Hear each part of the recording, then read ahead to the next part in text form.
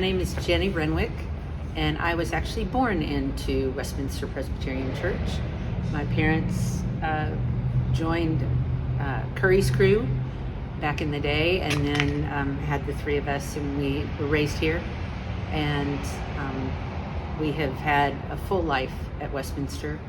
From the time I was a child, we were always involved in the music programs, and we'll probably talk a little bit more about that in detail.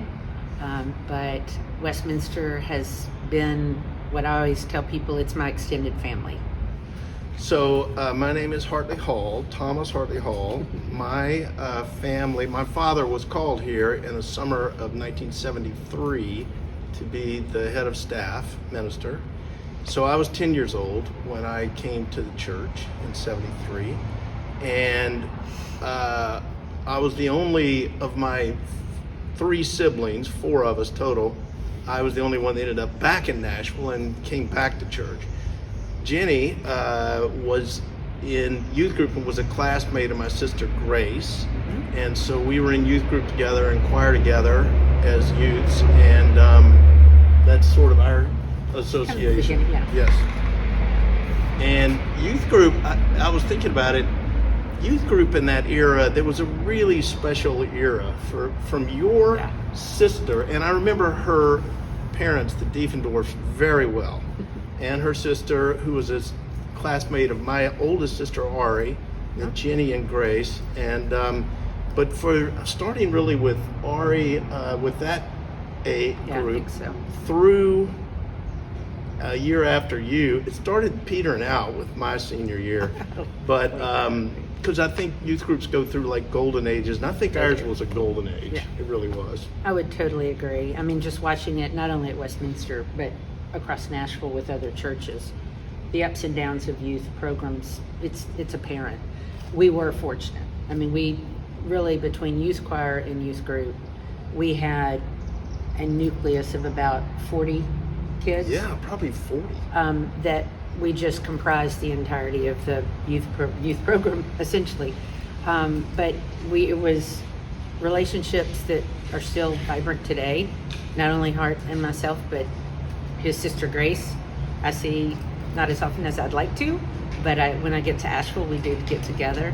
And such things as, honestly, sadly enough to mention, but a dear friend of ours who passed, Hunter Hodge, brought us all back together.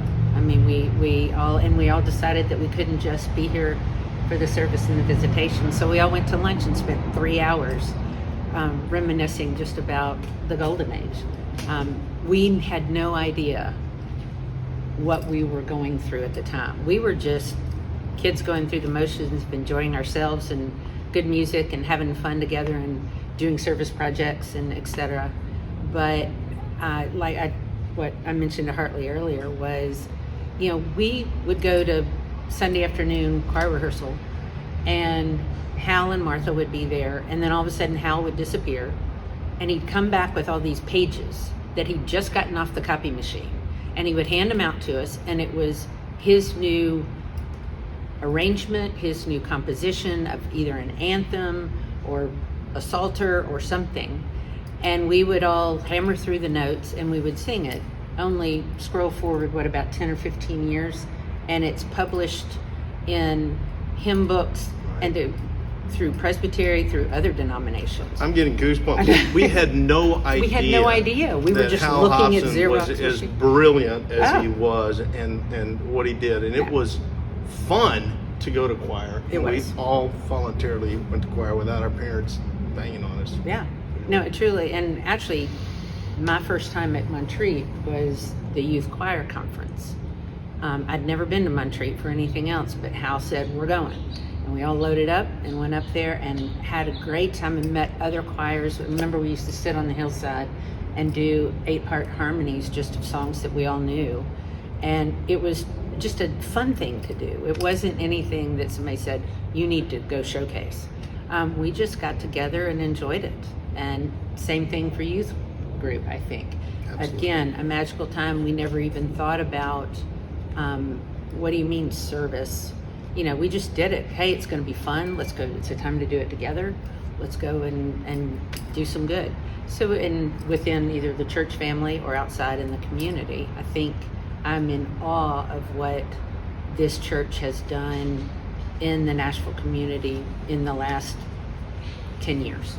Because I think we've really moved outside our doors, unlike any time in our history. And I'm really proud of Westminster. My single daughter, my one child, Grace, was not very active, honestly, in youth group. I think both of them, in their own way, will, which is exactly what I did. Yeah, they'll find their way back. You know that you know my story, which is I came back and I went through the new member program at Westminster because your dad had since left and gone to lead the seminary, Union Seminary. I came home and I'm like, okay, new minister, whom I don't know, church larger, didn't really know much about it. So I went through the new member class to see if Westminster was still going to be the place that I felt like I could worship and etc. And my mother was horrified, but to no surprise, a lot of things I did, I'm sure, horrified her. But that's what I did, and it helped me find my own connection again to Westminster instead of just assuming the old role. So when I came back after college and ended up back in Nashville after a stint in Texas, I worked with the youth group for 7 years. I was elected an elder at age 29 and took office at age 30. And I've always loved being part of the leadership of the church, and I find it a very impressive place where people. I worked with the new member class for a handful of years. Mm-hmm. My most recent really meaningful thing is that during COVID, I joined the Bible study class, the disciple class. My wife had done it for multiple years and loved it, but because of my heavy travel schedule, couldn't commit to it because it was always in person. But when we went to Zoom, I'm like, well, I can do that, even if I'm traveling or whatever. So Guy Griffith runs our class, and I love it. So we've done 3 years now, and we're all in for the 4th year, and it's been really meaningful. And I've just come back from a trip to Israel, kind of not on a group, but sort of self-guided, and looking at so many of the things that I had learned and read about in my disciple class. It really has been extremely meaningful to be a part of that as an adult. I think probably the greatest outcome for my husband for Michael has been the fact that that's kind of what triggered his desire to teach.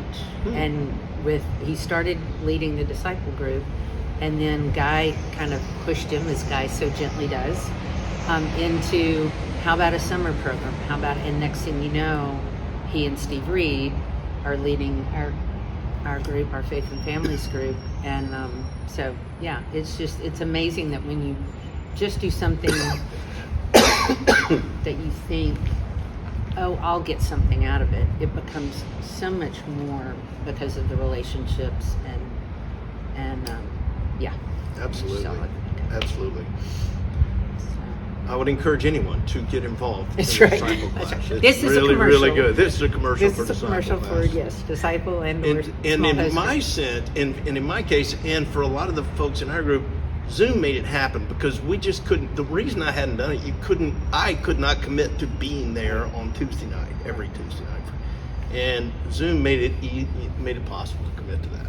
I'll tell you as well, for our Sunday school class, Zoom made it possible for people, siblings of classmates or other people who had moved away or somehow had connected to Westminster online, then came to our class because That's of really the Zoom. cool. And it is cool. So we had somebody in New York and somebody in upstate Maine and that attended every Sunday because of Zoom. Really good. Yeah. Wow. When I think about Westminster in the future, and the sort of role it can and I hope will play, is to be a place of first resort where people feel comfortable coming or coming back to for spiritual comfort and for education, spiritual education and spiritual commitment, and also to be relevant in this community as it has been for 150 years, to be relevant, continue to be relevant. The thing that I also think about is I've just rolled on to the Legacy Fund, which is sort of the permanent foundation of Westminster, which I was instrumental in helping pull together in 2012, when it was passed 2012. And I'm excited about that, but the thing that I always remember is a great Calvinist phrase is like, you're responsible for the effort, God will have to direct the outcome. So I don't know what's going to happen for Westminster, but I know that I'm going to try to continue to make my effort. I'm responsible for the effort. Where it ends up, God will have to direct. I like that. I do. And I think my vision for Westminster is kind of twofold. I think it is that we, as we're doing through this 150-year celebration, celebrating those tenets that we have as a community that I think identify Westminster. I would say a music program. That has always been the backbone of Westminster, and I think it will continue, and I hope it does, because that's how I learned how to worship, truly. I mean, because I had been in choirs since I was about 4, and that's the way I learned to participate in a service and to find my faith, was through song and through this community of faith at Westminster. So I hope whatever, and it may not be just music, it's certainly there are others, but that's one that's personal for me. So I hope that Westminster will hold onto those, but only in the form that you speak of, that it sets a foundation for something greater coming forward. And we don't know what that is, right? But I think that, as I mentioned before, what we do in the community now is for me an awing thing. I think there's more to do, and I think we will find where those opportunities rest for this church. And I know we'll continue to seek those out, and I hope we do, because I think that's Westminster's persistence and tenacity, and that kind of endeavor is what's brought it through 150 years, and probably will for another 150.